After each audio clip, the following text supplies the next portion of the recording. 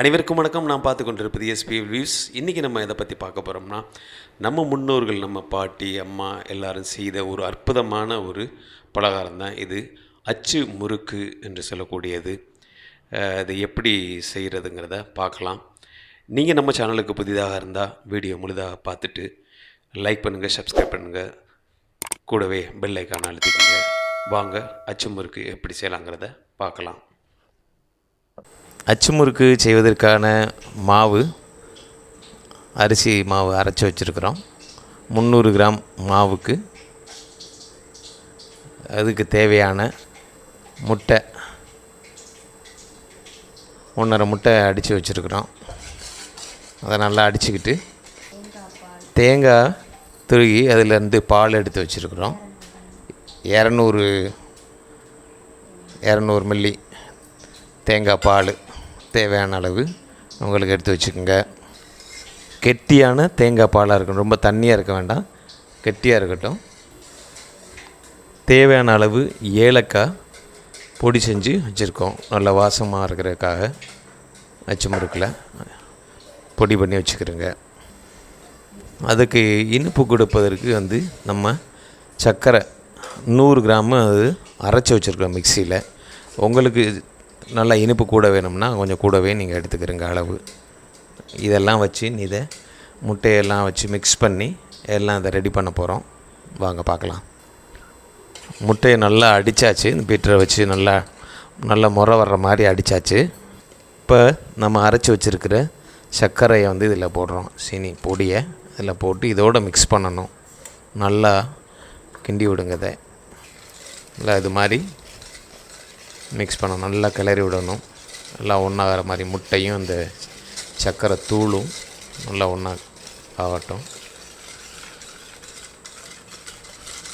இது நல்லா மிக்ஸ் ஆகிடுச்சு. இது மிக்ஸ் ஆனதுக்கப்புறம் நம்ம அரிசி மாவை இதோடு சேர்த்துக்கலாம். அரிசி மாவை இதோடு சேர்த்துட்டு எல்லாம் நல்லா மிக்ஸ் பண்ணுங்கள், நல்லா கிளறி விடுங்க. தேவையான அளவு நம்ம அரிசி மாவு இதோட போட்டு கலந்துக்கலாம். 300 கிராம் நம்ம எடுத்துருக்குறோம் அந்த அச்சு முறுக்கு பண்ணதற்கு. தேவையான அளவு கொஞ்சமாக நம்ம உப்பு சேர்த்துக்கலாம். உப்பை நல்லா பொடி செய்து அதை சேர்த்துக்கிறோங்க.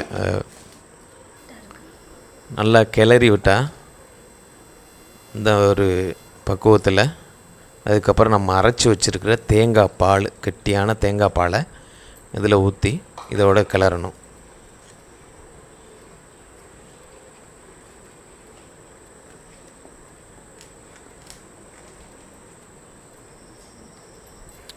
இப்போ நம்ம மாவு எல்லாம் ரெடி பண்ணியாச்சு. இதில் நம்ம ஏலக்காய் தூளையும் போட்டு எல்லாமே நல்லா மிக்ஸ் பண்ணியாச்சு.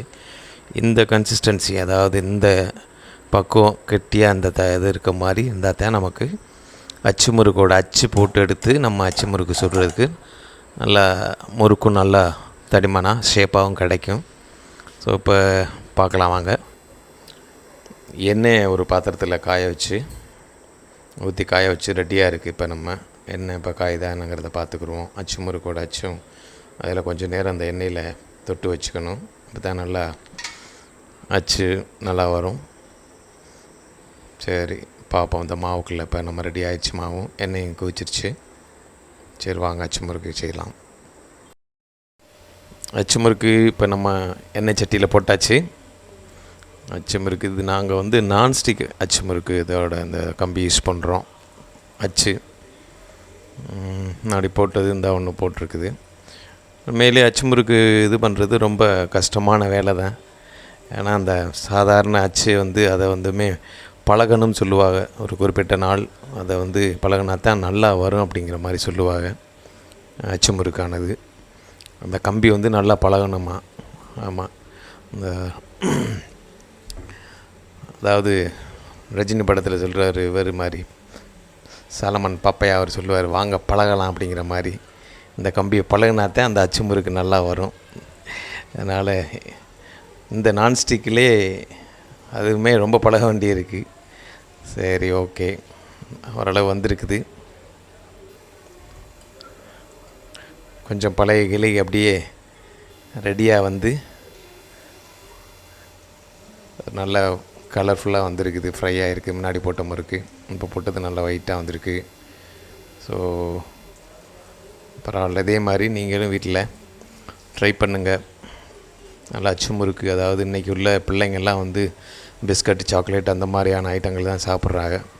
இது மாதிரி நம்ம முன்னோர்கள் செஞ்சு கொடுக்குற முறுக்கு, சீடக்கை, அச்சு முறுக்கு, அதிரசம் இந்த மாதிரியான பலகார வகைகளை செஞ்சு கொடுக்குறது உடலுக்கு ஆரோக்கியம், பிள்ளைங்களுக்கு நல்ல சாப்பிடக்கூடிய ஒன்று. பிஸ்கட் இதெல்லாம் செரிமானத்துக்கு உள்ள விஷயங்க. அதெல்லாம் மற்றதெல்லாம் வந்து பிஸ்கட்லாம் சாப்பிட்டோம்னா செரிமானம் ஆகாது, கான்ஸ்டிபேஷன் ப்ராப்ளம் இருக்கும். இந்த மாதிரி வீட்டிலே நீங்கள் கொஞ்சம் கஷ்டப்பட்டு பிள்ளைகளுக்கு இது மாதிரியான நல்ல தீன்பண்டங்களாக செஞ்சு கொடுங்க. பாருங்கள், அந்த அச்சு முறுக்கு நல்லா வந்திருக்குது, ஷேப்பாகவும் கிடச்சிருக்கு ஓரளவு. ஸோ இதையும் இதையும் திருப்பணுப்ப அது திருப்புறதுக்கான பக்குவத்துக்கு ரெடி ஆயிடுச்சு. அந்த ரொம்பவும் ப்ரௌன் வேணால் ஒரு மீடியமான ப்ரௌன் கலர் வந்தாவே அது போதுமானது தான். அதிலே நம்ம இப்போ இந்த அச்சு முறுக்கு திருப்பியாச்சு. நாங்கள் ஃபஸ்ட்டு இப்போ தான் புதுசாக வாங்கின அச்சு, அதனால தான் கொஞ்சம் இதாகுது. சுடுறோம் அச்சு முறுக்கு.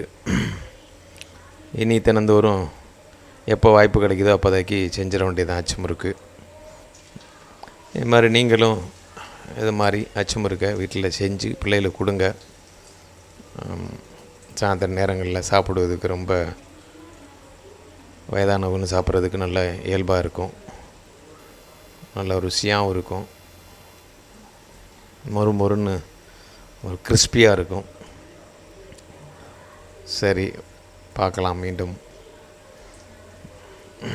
நல்லா ஃப்ரை ஆனதுக்கப்புறம் ஒன்று நான் எடுக்கணும். இப்போ நல்லா பழகிட்டோம், நாங்களும் நல்லா பழகிட்டோம். இப்போ உடனே நம்மளுக்கு போட்ட உடனே வந்து அச்சுலேருந்து முறுக்கு தானாக கலந்து விழுந்துடுது, நல்லா ஷேப்பாகவும் கிடைக்குது. இது மாதிரி நம்ம தண்ணியோட பதம், அதோட கன்சிஸ்டன்சி கொஞ்சம் கரெக்டாக இருக்கணும். ரொம்பவும் திக்காக இல்லாமல் ரொம்பவும் தண்ணி இல்லாமல் ஒரு மீடியமான அளவில் வச்சுக்கிட்டோம்னா முறுக்கோடு நம்ம போராட வேண்டாம், அதுவே தானால் கலண்டுரும். இந்த மாதிரி நம்ம கம்பி வச்சுக்கிட்டோம்னா, கூர்மையான கம்பி வச்சுக்கிட்டோம்னா முறுக்கு எடுக்கிறதுக்கு நமக்கு ஈஸியாக இருக்கும். அரியரண்டியை காட்டிலும் இது தான் ரொம்ப நல்லது. அந்த மாதிரி நம்ம எடுத்துடலாம். கரெக்டாக அந்த இதில் ஹோல்ஸில் விட்டோம்னா கரெக்டாக வந்து நமக்கு முறுக்கு எடுக்கிறதுக்கு சரியாக வந்துடும். இது மாதிரி பயன்படுத்திக்கிறீங்க. அரியரண்டியை காட்டிலும் இது ரொம்ப பயனுள்ளதாக இருக்கும்.